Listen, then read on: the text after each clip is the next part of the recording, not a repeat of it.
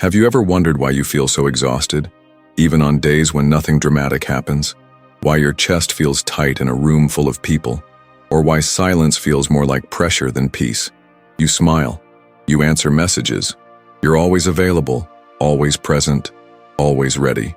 But deep inside, something is collapsing. Something quiet, invisible, and maybe you've never had the words to describe it, but you can feel it. You're disappearing, not all at once, but piece by piece. You've been trained since childhood to be this way, to say yes even when your soul screams no, to make yourself small so others can feel comfortable, to believe that being kind means being accessible, and that love must be earned through service, even if that service costs you your sanity. That's not a life. That's a slow death wearing a polite smile. And the truth?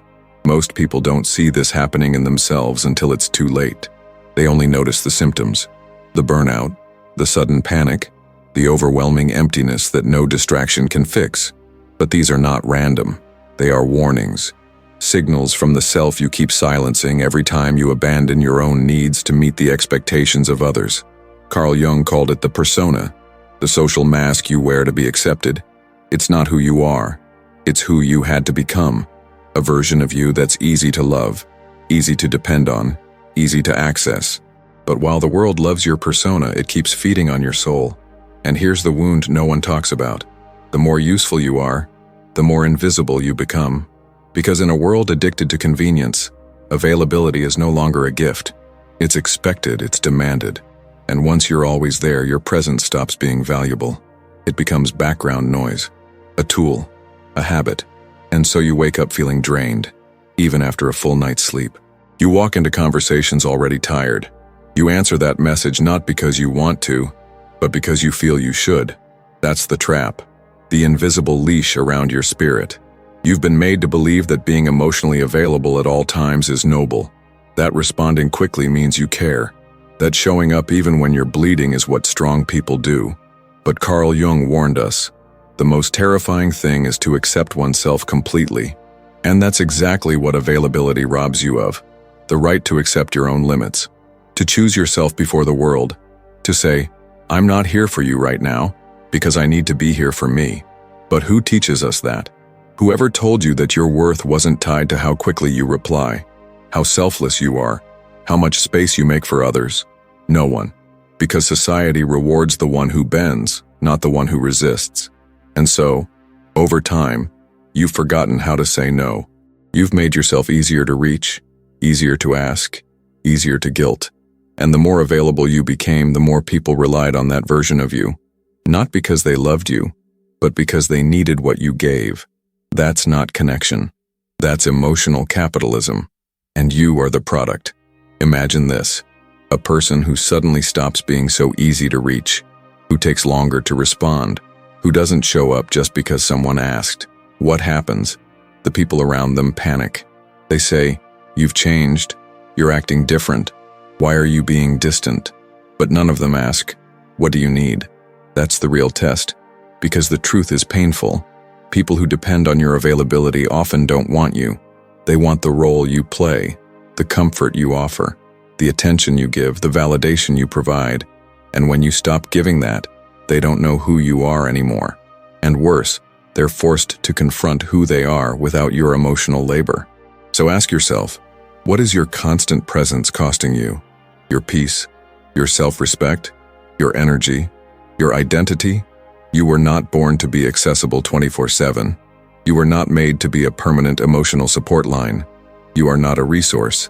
You are a person. And somewhere along the way, you were taught to betray that truth. But here's what no one tells you. Every time you abandon yourself to keep someone else comfortable, you make yourself disappear a little more. Until one day, there's nothing left. And that's why this message is not just about protecting your energy. It's about recovering your soul. Because something sacred is being stolen from you, in small daily moments. Every time you answer a message you didn't want to answer. Every time you say yes when your body says no. Every time you show up not because you want to, but because you're afraid of what will happen if you don't. This isn't strength. This is survival. And it's time to stop surviving and start choosing. Choosing silence over explanation. Choosing pause over reaction. choosing yourself over performance. Because the day you become unavailable, the world around you will panic, not because you've harmed anyone, but because they can no longer access the version of you that kept them emotionally fed. And in that panic, you'll start to see something clearly: who values your presence and who only values your function. But before we go there, you need to understand what happens next. What happens when you stop reacting, when you stop being predictable, when you become the one no one can easily manipulate. That's when the game changes. And in the next part, we'll step into that shift. The moment the world begins to break under the weight of your silence, the moment you stop reacting, everything around you begins to shift. Not gently, violently. Like pulling a single thread from a tightly woven fabric and watching the entire thing unravel. You think you're just creating space, drawing a boundary, reclaiming your time. But to others, especially those who have fed off your accessibility, your silence is war. People who once praised your kindness now call you distant. Those who admired your helpfulness now accuse you of being selfish. You haven't raised your voice. You haven't said a cruel word. You've only done one thing. You stopped showing up on command. And somehow that alone is enough to disrupt their entire world. But why? Because the truth is hard to swallow. When you stop being emotionally available on demand, you shatter the illusion of control others thought they had over you. People who depend on your constant presence don't love you. They depend on your predictability. You became their emotional certainty, their safety net, their supplier of comfort, reassurance, validation. And now, the supply is gone. It's not your fault. You didn't ask to become someone's emotional crutch. You were just trying to be kind, supportive, reliable. But over time, kindness became expectation, support became entitlement, and reliability became routine. You stopped being a person and became a role. Carl Jung once said, "People will do anything, no matter how absurd, to avoid facing their own souls." And when you stop reacting, when you stop participating in their emotional cycles, you force them to confront themselves. And that's something most people are not ready for. Let's say you used to respond to every message within seconds, always polite, always there. And then one day you wait, just a little. You don't rush to reply. You pause. You protect your space. What happens? They double text. They get anxious. Some even get angry. Not because something terrible happened, but because they lost access to your emotional predictability. It's not about the message. It's about the control. And this is where most people fall back. They see the discomfort it causes, the tension, the accusations, and they fold. They go back to being available again, hoping it will ease the conflict. But all that does is reinforce the cycle. It teaches others that if they just apply enough pressure, guilt, silence, manipulation, you'll come back. You'll cave.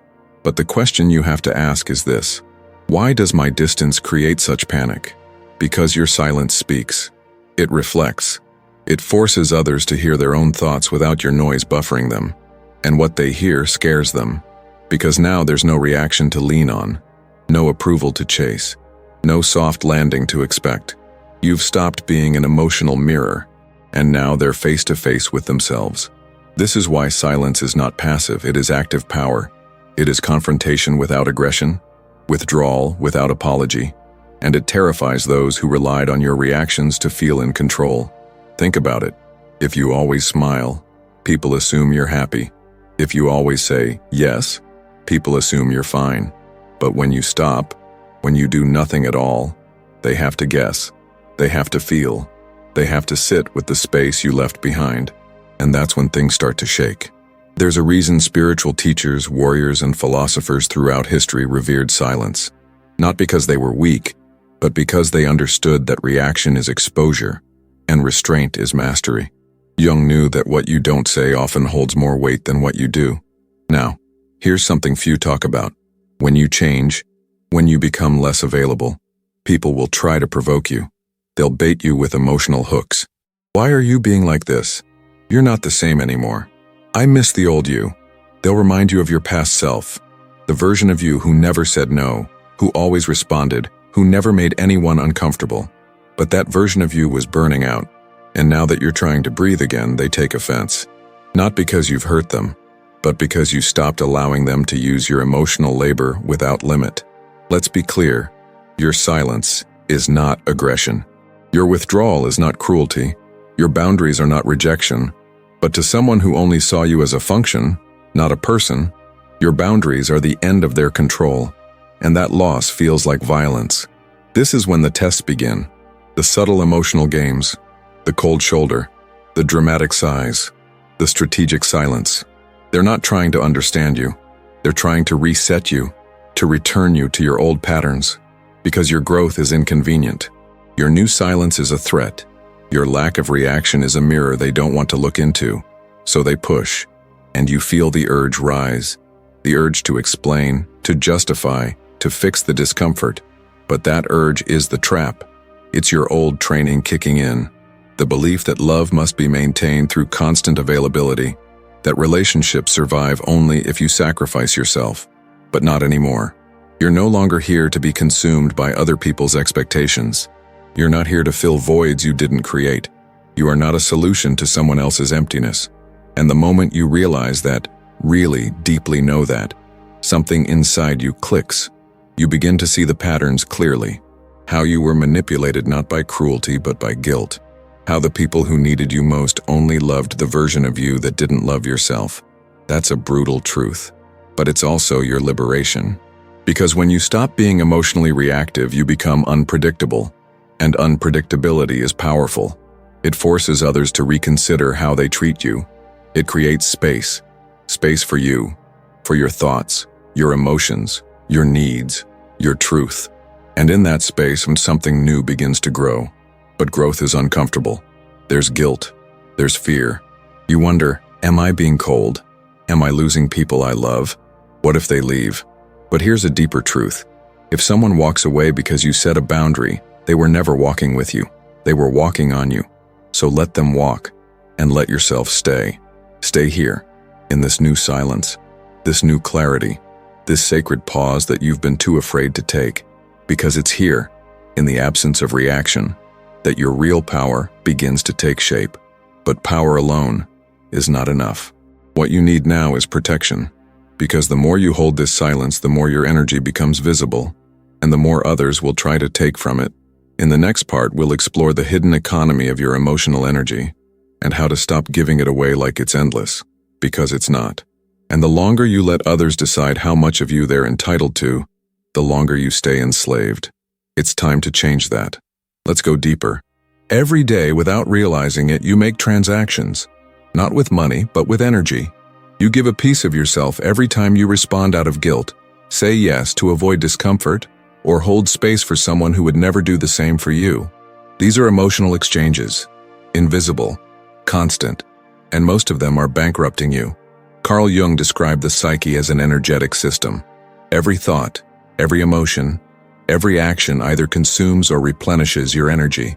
But here's the painful truth. Most of your energy is leaking into people, situations, and patterns that give you nothing in return. You're not just tired, you're being drained. And the saddest part? You've been taught to believe this is normal. You wake up already feeling behind. The messages pile up. The obligations weigh down before your feet touch the floor. Your instinct is to start giving attention, answers, empathy, as if you owe the world something just for existing. You move through your day on autopilot, reacting to everyone else's needs while yours rot in silence. Then, at night, you wonder why you feel so empty. This isn't accidental. You've been conditioned to equate love with sacrifice. You learned that being useful equals being worthy, that if you just give enough, help enough, hold enough, eventually someone will see you, appreciate you, choose you. But that day never comes. Because when your value is based on what you give, people stop seeing you as a person. You become a resource, a tool, a means to their end. That's the hidden economy of emotional energy. Some people give endlessly, while others consume without conscience. And unless you become conscious of this dynamic, you will keep pouring your soul into hands that were never meant to hold it. Let me give you an example. Imagine someone texts you after days of silence. They don't ask how you are. They don't acknowledge your absence. They go straight to asking for a favor. And you, and without thinking, reply immediately. You clear your schedule, you say yes. And then, nothing. No thank you. No care. Just silence. That moment is not small. It's a transaction. You just handed over energy, focus, time, presence, and got nothing back. Now multiply that by weeks, months, years. How many pieces of yourself have you handed away in quiet, unnoticed moments like that? You see, this isn't about becoming cold. It's about becoming conscious. Conscious of where your energy goes. Conscious of who benefits from your self-betrayal. Conscious of the silent contracts you've made, where your worth is measured by your availability, your speed, your willingness to drop everything for people who wouldn't lift a finger for you. And once you become conscious, the next step is hard, but necessary. You stop paying. You stop giving energy to everything that doesn't nourish you. You stop replying to every demand. You stop explaining yourself to those who don't even hear you. And that silence, that stillness, it's not emptiness, it's recovery. Because the moment you stop reacting, your energy begins to return to you. It doesn't happen all at once. At first, it's subtle. A little more clarity in your thoughts, a little more strength in your boundaries, a little less guilt when you say no. But slowly, you begin to feel like you again. And when that happens, people will notice. Especially those who once fed on your exhaustion. They will say you've changed, that you're colder, distant, selfish. But they're not upset because you hurt them. They're upset because you stopped letting them hurt you. You stopped being easy to reach, easy to use. Jung warned us that what we resist persists. The more you resist looking at how your energy is being used, the more you'll keep losing it. You'll think the world is draining you, but the truth is harder. You've been handing over the power all along, and now, it's time to reclaim it. But how? How do you protect something as invisible and intangible as energy? How do you draw a line when there are no words, no confrontation, no visible enemy? That's exactly what we'll explore in the next part. The subtle mechanisms of guilt, emotional blackmail, and manipulation that keep you pouring energy into others, even when it costs you your peace. Because recognizing the leak is only the beginning. Now, you must learn how to seal it. Guilt is one of the most powerful tools of manipulation, and the most difficult one to detect. It doesn't scream. It doesn't threaten. It whispers. It disguises itself as responsibility, empathy, loyalty. And if you're not careful, it becomes the leash that keeps you emotionally enslaved. Long after the chains are gone, think about how many times you've said yes when every part of you wanted to say no. How many times you've answered a call you didn't have the energy for. How often you've stayed in conversations that drained you, just to avoid seeming rude. You didn't do it because you were forced. You did it because something inside told you it was the right thing. That's not kindness. That's conditioned guilt. From a young age, we're taught to prioritize others over ourselves. Be nice. Don't be selfish. Help people even if it's hard. And over time, those ideas morph into deeply rooted beliefs. That your needs are less important. That saying no means letting people down. That pulling back makes you a bad person. But who benefits from that belief? The people who never ask how you feel. The ones who vanish when you're the one in pain. The ones who only reach out when they need something. They don't need to raise their voice or demand anything directly. They just let you feel guilty for protecting yourself. And that's how the control works. Guilt is a silent puppeteer. It makes you second-guess your instincts. It makes you over-explain, over-justify, overextend. And every time you do, you bleed a little more of your energy into people who have no intention of pouring anything back into you.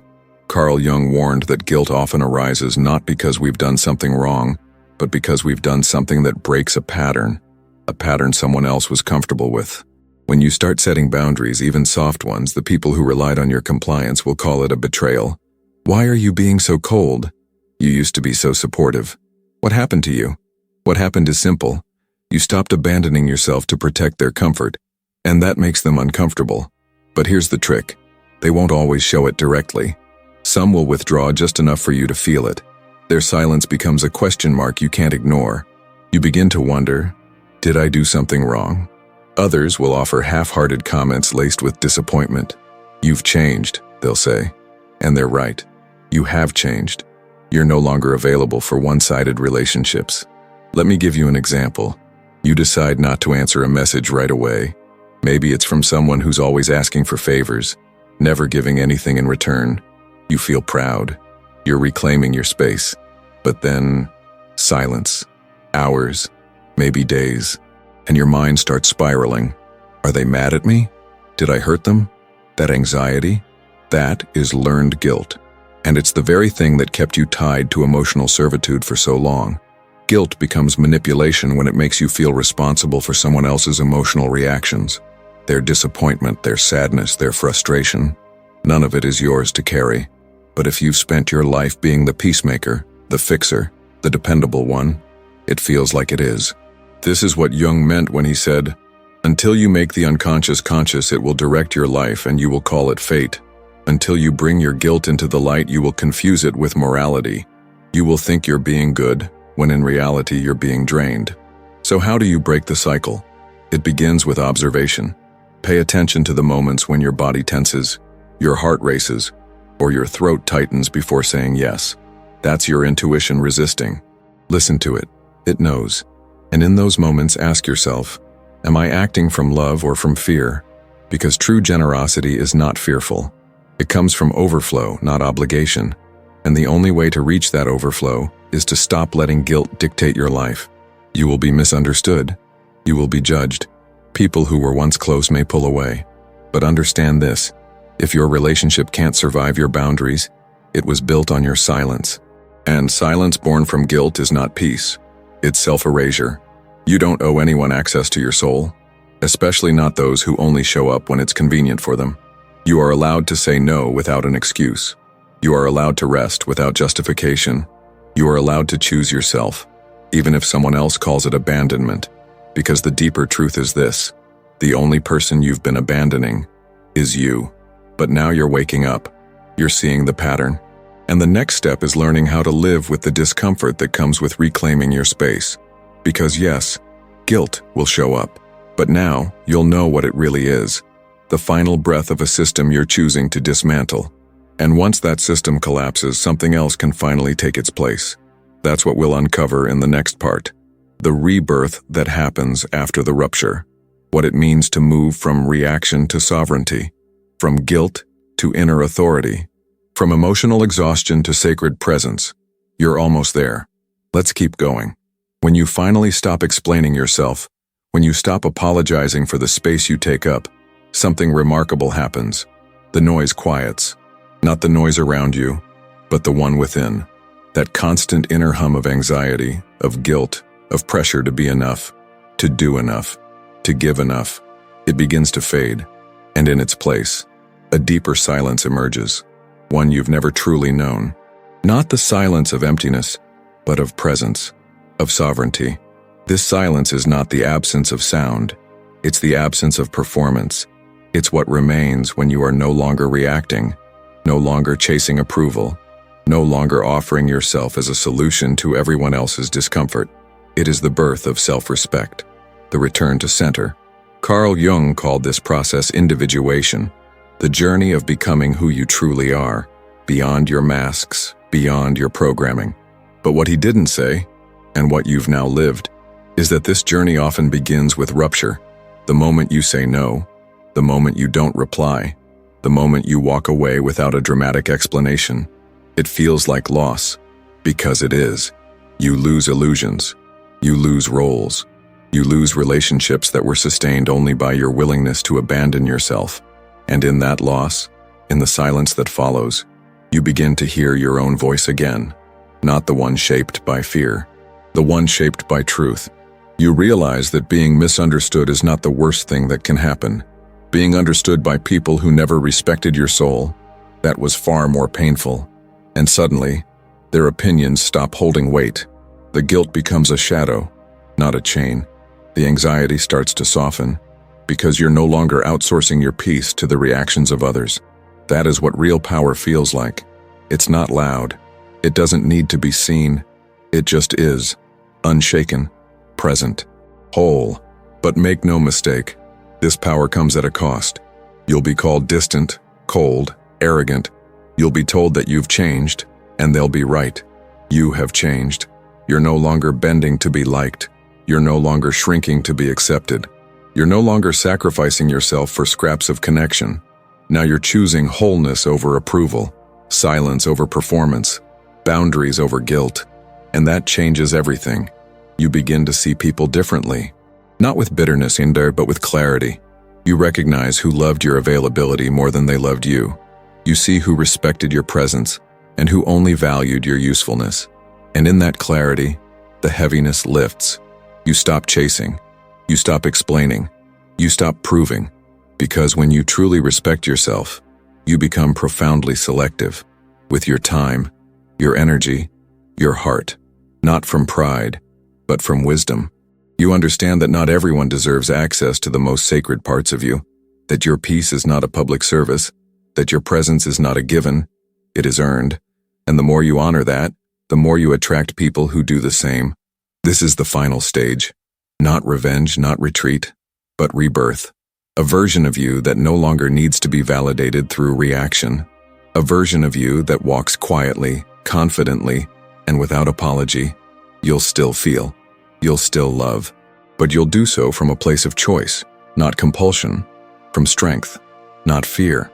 From clarity, not guilt. And that is the kind of presence that changes everything.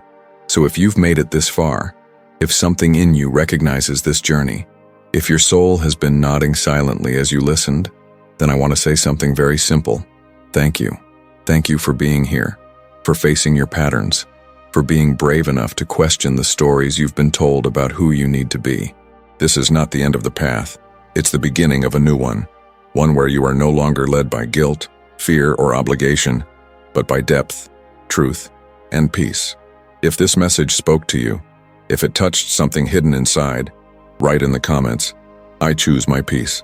Let's see how many of us are finally ready to stop surviving and start living. And don't forget, the next video will take this even deeper. Keep going, because you deserve to become everything they told you you had to sacrifice in order to be loved. See you in the next one.